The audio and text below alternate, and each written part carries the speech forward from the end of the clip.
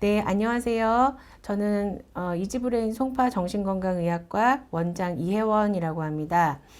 이번 시간에는 제가 여러 가지 수면 장애에 대해서 여러분께 좀 알기 쉽게 설명을 좀 드릴까 하는데요. 먼저 제일 많이 저를 찾아오시는 게 이제 불면증으로 찾아오시는 분들이 많으십니다. 그래서 불면증에 대해서 좀 다뤄볼까 해요. 불면증이라고 하면 되게 막연한데요. 불면증은 대체 어느 몇 시간을 자야, 몇 시간 이상 못 자야 불면증이냐라고 물어보시는 분들도 많으시거든요. 근데 일단 불면증의 정의라고 하면 사실 정해놓은 시간은 없어요. 시간과 상관없이 내가 이제 수면의 양과 질이 현저하게 불만족스러우면서 그로 인해서 낮 동안에 굉장히 일상생활 하는데 어려움이 있게 되면 그걸 보고 불면장애라고 하는 거고요. 또 이 불면장애가 기간이 중요합니다. 아무리 못해도 한 달 이상은 돼야 급성 불면장애라고 하는 거고, 이제 3개월이 넘어가게 되면 만성 불면장애라고 분류를 하거든요. 이렇게 불면장애에 대해서 간단한 정의를 말씀을 드렸는데, 이제 저한테 와주신 환자분들의 좀 구체적인 사례를 몇 가지 가지고 와서 설명을 또 자세하게 드려볼게요.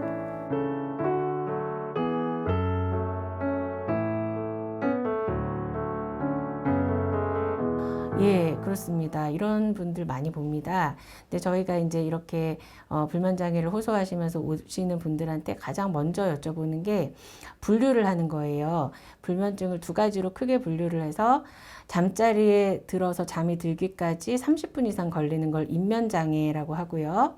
그리고 잠은 들었는데 중간에 자주 깨거나 얕은 잠을 자거나 또는 새벽에 너무 빨리 깨서 잠을 다시 못 잔다. 이런 거를 수면 유지 장애라고 하거든요. 내 입면 장애가 있는지 아니면 수면 유지 장애가 있는지 또는 두 가지가 다 있는지에 따라서 진단 과정도 다르고 양상도 다르고 또 치료도 달라질 수가 있기 때문에 저희가 이제 가장 먼저 그렇게 분류를 합니다. 근데 이제 이 케이스 같은 경우는 보면은 저녁에 겨우겨우 잠이 든다고 하시니까 일단 입면장애가 있다고 봐야겠죠. 또는 두세 시간마다 깨는 날이 많다. 수면 유지 장애도 있다고 봐야겠네요. 근데 전체적으로 기간이 얼마인지에 대해서는 안 나와 있지만 아마도 한 달 이상 됐으니까 병원에 오셨겠죠. 그렇게 보면 일단 이분은 불면장애가 있다고 볼 수 있고요.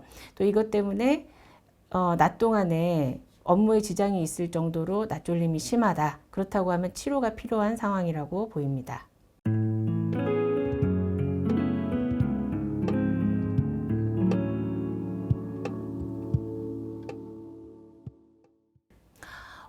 이 케이스는 아까 이제 설명드렸던 것처럼 수면 유지 장애가 있는 케이스라고 볼 수 있는데요.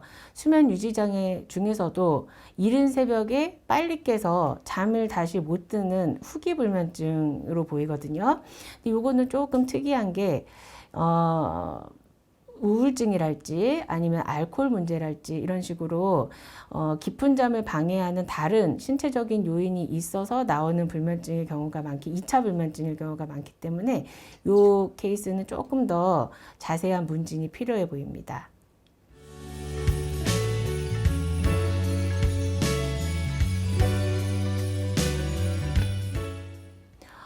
네. 이 질문은 굉장히 좀 복합적입니다. 과수면 장애의 경우에는 이제 통상으로 성인 수면 시간 7시간으로 정해져 있거든요. 그래서 7시간 이상 잤는데도 낮에 과하게 졸리면 과수면이라고 한다라고 정해져 있는데, 그렇게 본다고 하면 이 평균 시간을 7시간에 아주 현저하게 못 미친다. 하루에 3, 4시간만 잔다 이러면 현저하게 못 미치는 게 되겠죠. 근데 이렇게 잤는데도 일상생활에 큰 어려움이 없고 나는 아무렇지도 않다 라고 하면 이런 분들을 일컬어서 숏슬리퍼라고 할 수 있겠고요. 요거는 병이 아니죠. 아까 말씀드렸듯이 어려움이 있어야 되니까. 근데 오히려 이제 문의를 주신 아내분 같은 경우에는 10시간을 자도 잠이 모자란다 라고 하는 거는 한마디로 졸리다, 낮졸림이 있다는 뜻이잖아요. 10시간만 해도 통상 7시간에 비하면 굉장히 많이 주무시는 건데 평균보다 만약에 7시간을 잤다 그러면 굉장히 낮졸림이 심한 상황이겠죠. 그렇게 보면 오히려 이분은 불면증이라기보다 과수면 장애에 가까운 수면 장애가 있어 보여서 치료를 필요로 하는 건 오히려 아내분 같아 보인다는 의견입니다.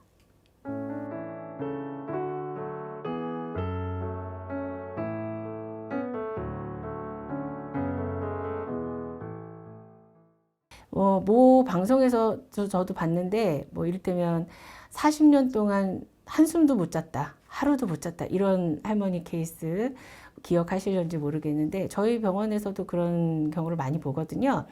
근데 저희 이제 병원에서 시행하는 수면다원 검사라고 하는 검사는 뇌파를 붙이고 수면 1단계, 2단계, 3단계 뇌파, 렘수면, 각성까지 정확하게 우리가 구분을 할 수가 있거든요.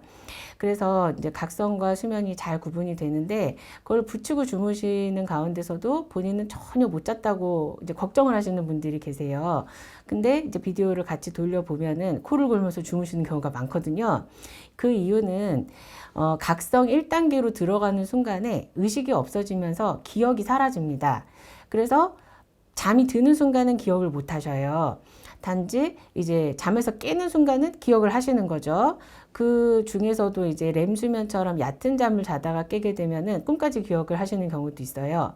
정상 수면 같은 경우에는 우리가 통잠을 6시간 자고 일어나는 게 아니라 우리가 사이클로 자게 되거든요. 그래서 1단계, 2단계, 3단계 수면, 그리고 렘 수면에서 잠깐 각성이 나오고 하는 요게 한 사이클로 해서 한 60분에서 90분 정도를 한 사이클로 보거든요. 그래서 그 사이클을 한 4, 5사이클 정도 하룻밤에 주무시게 됩니다. 그러다 보니까 한 4, 5번 정도 주무시면서 깼다가 잤다 하는 거는 정상이에요. 근데 수면 무호흡이나 아니면 다리를 까딱까딱 하면서 자주 깨시는 주기성 사지 운동 같은 그런 질환이 있으신 분들은 많게는 뭐 수십 번에서 수백 번까지 깨면서 주무시는 경우가 많거든요. 그러니까 그렇게 깰 때마다 기억을 하셨다라고 하면 나는 거의 못 잤다라고 생각을 하실 수가 있는 거죠. 근데 우리 뇌는 그렇게 쪽잠을 잔 것도 다 잠으로 치거든요. 그러니까 이런 절대적 잠의 기준과 자기 주관적인 잠의 기준이 틀리기 때문에 수면 오지각이라는 게 발생을 한다고 보시면 되겠습니다.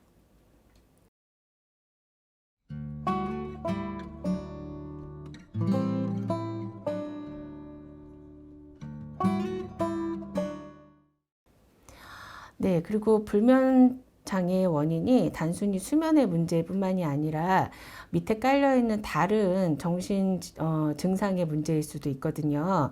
이를테면 이제 이 사례 같은 경우도 저희가 많이 보는데요. 최근 들어서 코로나 상황이 지속되면서 스트레스 레벨이 전반적으로 전 세계적으로 많이 높아졌잖아요.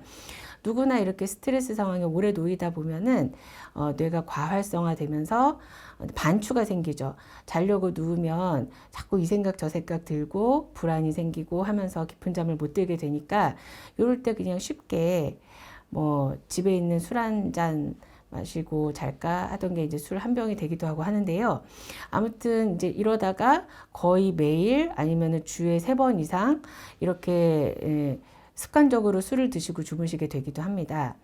근데 결론만 말씀드리면 저희가 가장 이제 권유하지 않는 수면 패턴 중에 하나거든요. 왜냐하면 알코올이라고 하는 거는 뇌에서 나오는 가바나 노어에피네프린 같은 그런 호르몬들을 건드리기 때문에 술을 드시고 주무시면 입면이 빨리 되는 특징은 있는데 이게 깊은 잠을 방해하게 돼서 굉장히 자주 깨거나 새벽에 반동으로 빨리 깨는 후기불면증의 원인이 오히려 되거든요. 그래서 잠의 질은 훨씬 떨어집니다.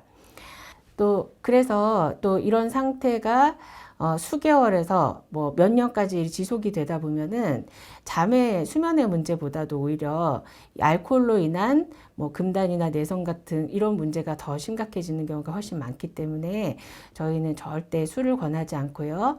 차라리 불면장애가 수개월 지속된다라고 하면 가까운 수면 클리닉이나 정신과 의원 등을 찾아오셔서 본인한테 알맞은 안전한 약을 처방을 받으셔서 단기간 복용을 하시면서 그 외에 이제 뇌자극 치료라든지 또는 인지행동 치료 같은 그런 유지 치료로 보완을 하시는 게 가장 좋은 방법이라고 보입니다. 네, 이번 시간에는 불면증에 대해서 좀 여러 가지로 다뤄보았는데요. 어떻게 도움이 좀 되셨는지 모르겠습니다. 지금 저희가 이번에 말씀드린 것보다 더 궁금하신 게 있으시면 댓글로 남겨주시면 제가 또 자세히 설명을 더 드리도록 하겠습니다. 안녕히 계세요.